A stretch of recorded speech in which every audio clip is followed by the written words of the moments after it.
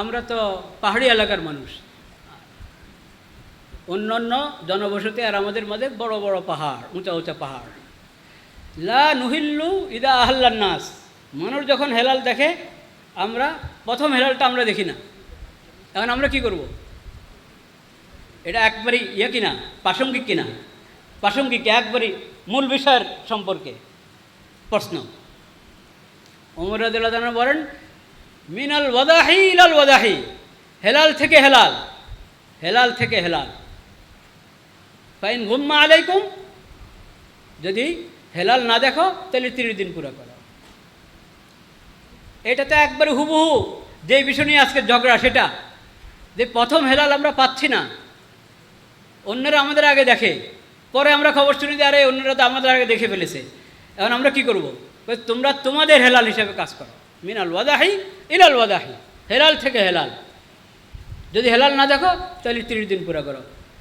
বলেন না যে অন্যদের কাছ থেকে খবর নাও, যখন খবর পেলা তাহলে এখন তোমরা অন্যদের হিসাবে ধরো, প্রথম ছুটে গেছে এটা কাদা করো। ওমর রাদিয়াল্লাহু আনহুর কথা। তো সাহাবায়ে কেরামের জমানায় এর বিপরীতে কোনো একটা উদ্ধৃতি আমাদের অভিভাবকদের কাছে নাই, যারা আজকে পুরা বিশ্বকে এক দেখা না, শুধু কোনো এক দেখা না, সর্বপ্রথম দেখা, সেটা দিয়ে সবাইকে ঈদ করানো ফরজ বলছেন যারা, তাদের কাছে একটা উদ্ধৃতিও নাই। এখন যে কথাটা আমি বলতে চাচ্ছি ওটা আরও বেশি গুরুত্বপূর্ণ। তাহলে যাক, এতটুকু তো সাফল্য যে আমরা যেটার উপর আমল করছি এটার উদ্ধৃতি আমাদের কাছে কি আছে। নবী করিম সাল্লাল্লাহু আলাইহি ওয়াসাল্লাম জামানা থেকে, সাহাবায়ে কেরাম জামানা থেকে এটা চলে আসছে। শুধু মূল যেটা দেখার বিষয় ছিল যে অনেক দূরের দেখা যদি ও সময় পরে আসতো আর এখন আমরা নগদ পেয়ে যাচ্ছি, এটা গ্রহণ করবে কি করবো না, সেই ব্যাপারে সাহাবায়ে কেরামের ফয়সালা হলো তোমরা তোমাদের রুয়তের উপর আমল করো, তোমাদের দেখার উপর আমল করো।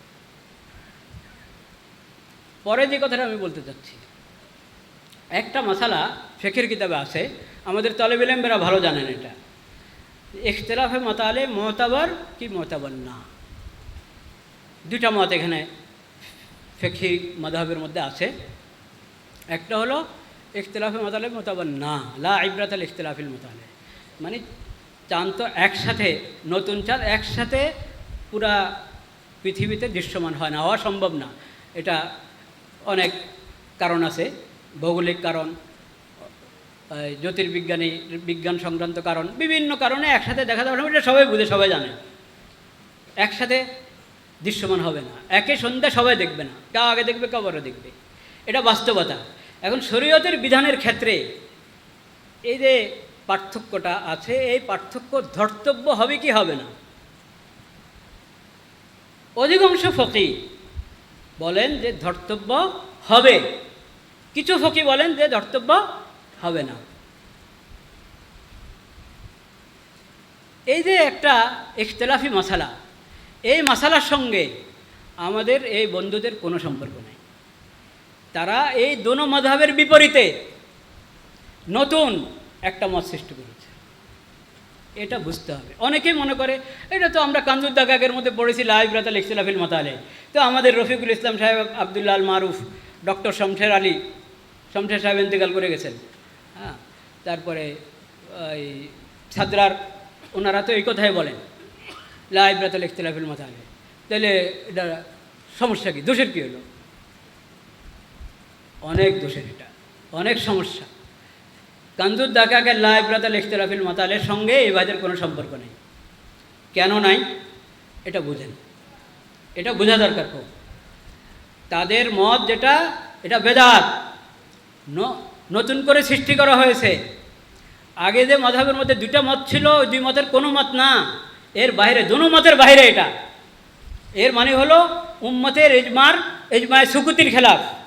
আর তারা এটাকে যেভাবে বাস্তবায়ন করতে চায়, ওদের তো পুরা উম্মতের সরিহ ইজমার খেলাফ, কোরআন সুন্নাহ এবং ইসলামী শরীয়তের খেলাফ। এই কথাটা যদি সাফভাবে আমরা বুঝে নিই, তো ইনশাআল্লাহ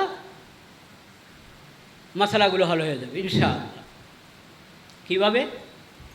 দেখেন, লা ইবরাত আল ইখতিলাফিল মাতালে, এটা তো অনেক ফকির মত, কিন্তু তাদের কেউ কি বলেছে পুরা বিশ্বব্যাপী পুরা পৃথিবীতে একই দিনে রোজা শুরু করা এবং একই দিনে ঈদ করা ফরজ বা জরুরি? একটা হওয়ালা চাই।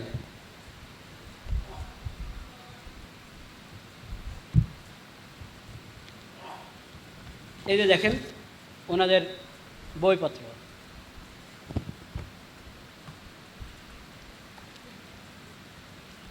এগুলো হলো ওনাদের ফতোয়া, বিস্তারিত ফতোয়া। এই সরাসরি মূল বিষয়টাই আমি প্রবেশ করতে চাচ্ছি। প্রবন্ধ আশা করি সবার হাতেই পৌঁছে গিয়েছে।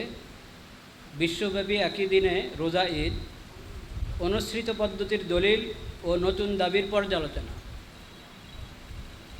সাহাবায়ে কেরামের জামানা থেকে, নবী করিম সাল্লাল্লাহু আলাইহি সাল্লামের জামানা থেকে, খোলাফা রাশিদিন, সাহাবায়ে কেরামের জামানা হয়ে তাবিঈন, তবে তাবিঈন, এরপরে যুগ যুগ থেকে যে পদ্ধতি চলে আসছে রোজা ঈদের ক্ষেত্রে, রমজান শুরু হবে কিভাবে, ঈদুল ফিতরের দিন, ঈদুল আজহার তারিখ, যুলহজ মাসের পহেলা তারিখ, আরাফার দিন, মুহররমের 10 তারিখ, পহেলা তারিখ, যাব এক কথায় বললে চান্দ্র মাসের সূচনা, এর ক্ষেত্রে শরীয়তের মানদণ্ড কী।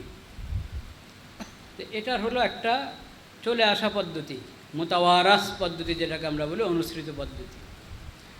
আর একটা যেটা ইদানিং আওয়াজ উঠানো হচ্ছে যে পদ্ধতির, তো এখানে অনুসৃত পদ্ধতি যেটার উপর আমল হয় আমাদের দেশে, সেটার দলিল পেশ করা হয়েছে।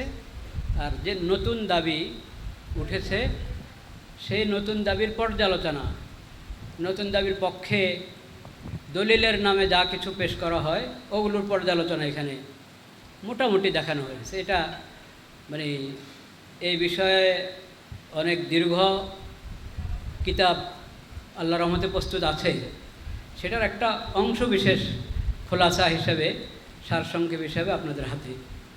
তো এই সংক্ষিপ্তটা পড়ে শোনা তো অনেক সময় দরকার। তো আমি চাচ্ছি যে এটা তো সবার হাতে এসে গেছে, আপনারা নিজেরা ইনশাল্লাহ পড়ে নেবেন। কেউ ইতিমধ্যে হয়তো কিছু কিছু পড়ে ফেলেছেন।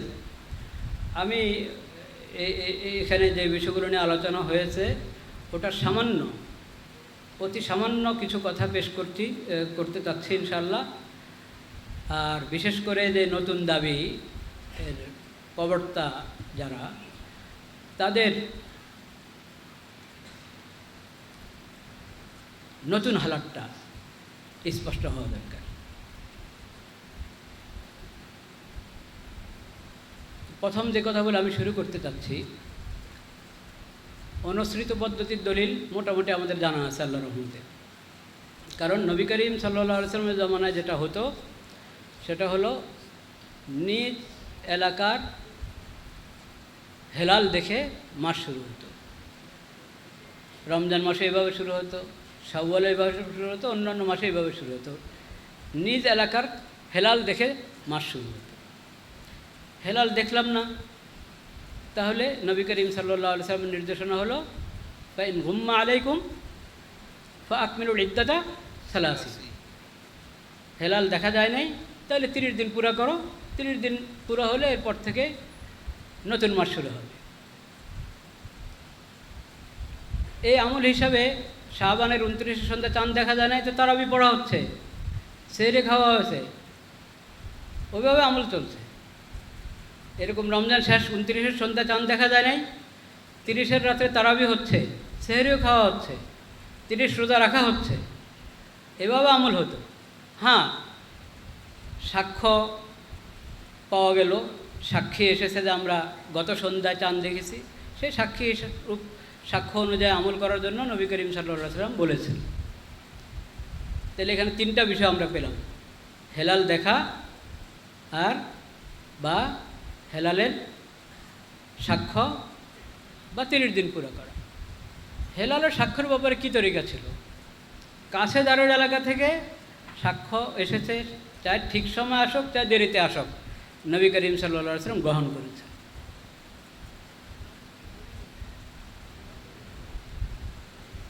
আগের দিন সন্ধ্যায় মুসাফিররা রাস্তায় পথে হেলাল দেখেছিল, পরের দিন এসে জোহরের আগে পরে তারা সাক্ষ্য পেশ করেছে, নবী করিম সাল্লাল্লাহু আলাইহি ওয়াসাল্লাম সেই সাক্ষ্য গ্রহণ করে 30 নম্বর যে রোজা চলছিল ওটা ভেঙে ঈদ করার নির্দেশ দিয়েছেন। পরের দিন ঈদের নামাজ পড়ো, যেহেতু ঈদের নামাজের সময় পার হয়ে গেছে, আজকে রোজা ভেঙে পড়ো। কিন্তু এই যে সাক্ষ্যটা আসলো এটা কত দূরের থেকে এসেছে, কয় হাজার মাইল দূরের থেকে এসেছে। ওই জমানার কথা চিন্তা করেন, নবীজির জমানায় এক সন্ধ্যায় হেলাল দেখে পরের দিন দুপুরে মদিনায় পৌঁছবে ওরা, কত দূরের থেকে এসেছে? 500 মাইল দূরের থেকে, 100 মাইল দূরের থেকে। তো হেলালের সাক্ষ্যটা পেয়েছেন দেরিতে, কিন্তু হেলালের দেখার জায়গাটা ছিল মদিনার একবারে নিকটে। তো নিকটের সাক্ষী যত দেরিতে পান গ্রহণ করবেন, এটা হলো হাদিসের শিক্ষা, সিরতের শিক্ষা। কিন্তু অনেক দূরের সাক্ষ্য, অনেক দূরের সাক্ষ্য, এটা নবীজির জমানায় নবীজির কাছে পৌঁছেছে, অনেক দূর থেকে সাক্ষ্য পরে পৌঁছেছে, এটার কোনো ঘটনা নবীজির জমানায় ঘটে নাই আমাদের জানা মতে। সিরত, তারিখ, হাদিসের কিতাবে এরকম কোনো ঘটনা নাই, কিন্তু সাহাবা যুগে এটার ঘটনা ঘটেছে। শামের চাঁদ দেখার ঘটনা মদিনা মুনাওয়ারা পৌঁছেছে এসে রমজানের শেষের দিকে। সেটা আব্দুল ইবনে আব্বাস রাদিয়াল্লাহু তাআলা আনহু জিজ্ঞেস করেছেন, জেনেছেন যে শাম থেকে এসেছেন কুরাইব, হেলালের কথা শোনাও। তা আমি তো হেলাল দেখেছি লাইলাতুল জুমআ, লাইলাতুল জুমআ আমি হেলাল দেখেছি, এবং সবাই দেখেছে, অন্যরাও দেখেছে। মুআবিয়া রাদিয়াল্লাহু তাআলা আনহু শাসক, তিনি হেলাল অনুসারে ফায়সালা করেছেন। এই ঘটনাটা কিন্তু ওসমান রাদিয়াল্লাহু তাআলা জামানার, সিরিয়াতে গভর্নর ছিলেন মুআবিয়া রাদিয়াল্লাহু তাআলা, কারণ যার প্রেক্ষাপটে ঘটনা, তার ইন্তেকাল হয়ে গেছে ওসমান রাদিয়াল্লাহু তাআলা জামানায় খেলাফত আমলে। তো এটা ওসমান রাদিয়াল্লাহু তাআলা খেলাফত আমলের ঘটনা। তো মদিনা পেয়ে গেছে ঘটনা। আব্দুল ইবনে আব্বাস বললেন, আমরা তো লাইলাতুস সাবতে, শনিবার মানে শুক্রবার দিবাগত রাত, যে সন্ধ্যা শনিবার রাত, তখন আমরা হেলাল দেখেছি। আমরা তো যখন নিজেরা হেলাল দেখব তখন আমরা রমজান শেষ করব, আর 9-30 পুরো করব। পরে রহমতুল্লাহ জিজ্ঞাসা করলেন, এই যে মুআবিয়া রাদিয়াল্লাহু তাআলা দেখলেন, সবাই দেখলেন, ওখানে হেলালের ফায়সালা হয়েছে, পুরা শামে সবাই রোজা শুরু করলো, তারা শনিবার রোজা, আপনারা তো রবিবার থেকে শুরু করলেন, তারা তো জুমার সন্ধ্যায় দেখে শনিবার থেকে রোজা। ওই রুয়াত, ওই দেখা আপনার জন্য যথেষ্ট না, আপনাদের জন্য যথেষ্ট না? উনি বললেন না, লা ন, এটা আমাদের জন্য যথেষ্ট না। হা কাদা আমারানা রাসূলুল্লাহ সাল্লাল্লাহু আলাইহি ওয়াসাল্লাম, নবী সাল্লাল্লাহু আলাইহি ওয়াসাল্লাম এইভাবে আমাদেরকে নির্দেশ দিয়েছে। এই যে হাদিস, এটা ইবনুল হুমাম রহমতুল্লাহ আলাইহি উনি ফাথুল কাদিরে বলেছেন, ওয়ালা শাক্কা আন্না হাদা আওলা লিআন্নাহু নাসসুন, যে এই বিষয়ের দলিলগুলোর মধ্যে এই দলিলটা আকদাম, এই অগ্রাধিকার পজিশনে আছে। তার কারণ এটা এই বিষয়ের উপরে স্পষ্ট, দ্ব্যর্থহীন। আর সুমুল ইরুয়াতি অফতুল ইরুয়াতির যে ব্যাখ্যা, ওখানে তো দোনো ব্যাখ্যার সম্ভাবনা আছে। যার যার হেলাল দেখা হিসাবে তোমরা রোজা রাখো, এই অর্থ হতে পারে, কোনো এক জায়গার হিসাবে অন্যরাও রাখো, ওটাও অর্থ হতে পারে। কিন্তু দুই অর্থ যেহেতু এখানে হতে পারে, আর এখানে তো এক অর্থ, যে দূরবর্তী এলাকার দেখা আমাদের জন্য যথেষ্ট না, কাজেই এটাকে তরজিহ দিতে হবে। উনি নিজে অন্য ব্যাখ্যা করেছেন ইবনুল হুমাম, কিন্তু উনি একটা স্বীকার করেছেন যে এটা নস এই বিষয়, এবং এজন্য এটা আওলা এবং আকদাম। এরপরে ইউকালু বলে অন্য ব্যাখ্যার কথা বলেছেন, কিন্তু দৃঢ়তার সাথে, জজমের সাথে যেটা বললেন, যেটা উনি নস বললেন, ওটার মোকাবেলায় ইউকালুর ব্যাখ্যা তো চলবে না, কথা ভূমিকাতে লম্বা হয়ে গেছে। আমি বলতে চাচ্ছি, এই যে ইয়াটা, এই দূরবর্তী অনেক দূরের এলাকার চাঁদ দেখা সাহাবায়ে কেরামের সামনে এসেছে, কিন্তু ওনারা গ্রহণ করেন নাই, এবং বলেছেন নবীজির নির্দেশ আমাদের প্রতি এটাই। কাজেই এই দলিলের সামনে এই কথা বলা যে কোনো এক জায়গার দেখা পুরা দুনিয়ার জন্য, এটা তো কেউ বলেন নাই। যারা এক জায়গার দেখা অন্য জায়গার জন্য প্রযোজ্য, এটা কাছাকাছি হলে তো বটেই, সবাই বলেছেন। দূরবর্তী হলে তাও কেউ কেউ বলেছেন যে গ্রহণ করা যেতে পারে, গ্রহণ করতে হবে কেউ বলেছেন যদি এসে যায়। কিন্তু দুনিয়ার এক কোণা থেকে আরেক কোণা পর্যন্ত সব জায়গাটা প্রযোজ্য হবে, সবার জন্য মানে ফরজ হবে, এমন কথা কোনো ইমাম বলেন নাই, কোনো মাযহাবের কোনো ইমাম এটা বলেন নাই, এবং এটার পক্ষে কোনো দলিলও নেই। আরেকটা কথা বলি, এরপরে আমি সামনের বেশি দিকে যাব। ওমর রাদিয়াল্লাহু তাআলা আনহু, এটা তো শুনলাম আব্দুল্লাহ ইবনে আব্বাসের ঘটনা, ওসমান রাদিয়াল্লাহু আনহুর জামানায়। ওমর রাদিয়াল্লাহু তাআলা আনহুর কাছে কিছু লোক আসলেন, তারা এসে বললেন, নাহানু নাসুন বাইনাল জিবাল। কিন্তু ঘড়ি কোন দিকে, আমি দেখছি না ঘড়ি, এখানে একটা ঘড়ি থাকা দরকার। তো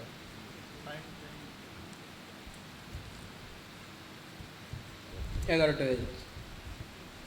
নাহানু উনাসুন বাইনাল জিবাল ইয়া আমিরাল মুমিনিন আলাহ ওয়া মান ইউদ্লিল ফালা হাদিয়া লাহ ওয়া আশহাদু আল লা ইলাহা ইল্লাল্লাহু ওয়াহদাহু লা শারীকা লাহ ওয়া আশহাদু আন্না মুহাম্মাদান আবদুহু ওয়া রাসূলুহু আল্লাহুম্মা সাল্লি আলা সাইয়্যিদিনা ওয়া মাওলানা মুহাম্মাদিন নাবিয়্যিল উম্মি وعلى آله وصحبه وسلم تسليما اللهم اجعل صلواتك ورحمتك وبركاتك على سيد المرسلين وإمام المتقين وخاتم النبيين محمد عبدك ورسولك إمام الخير وقائد الخير ورسول الرحمة اللهم ابعثه مقاما محمودا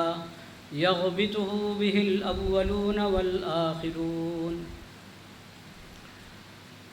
أعوذ بالله من الشيطان الرجيم يا أيها الذين آمنوا اتقوا الله حق تقاته ولا تموتن إلا وأنتم مسلمون واعتصموا بحبل الله جميعا ولا تفرقوا واذكروا نعمة الله عليكم إذ كنتم أعداء فألف بين قلوبكم فأصبحتم بنعمته إخوانا وكنتم على شفا حفرة من النار فأنقذكم منها كذلك يبين الله لكم آياته لعلكم تهتدون ولتكن منكم أمة يدعون إلى الخير ويأمرون بالمعروف وينهون عن المنكر وأولئك هم المفلحون صدق الله مولانا العظيم وصدق رسوله النبي الكريم ونحن على ذلك من الشاهدين والشاكرين والحمد لله رب العالمين আল্লাহ রব্বুল আলমিনের শুকর আদায় করছি। আল্লাহ তাআলা আমাদেরকে একটি গুরুত্বপূর্ণ দ্বীনি বিষয় নিয়ে মুযাকারা এবং আলোচনার জন্য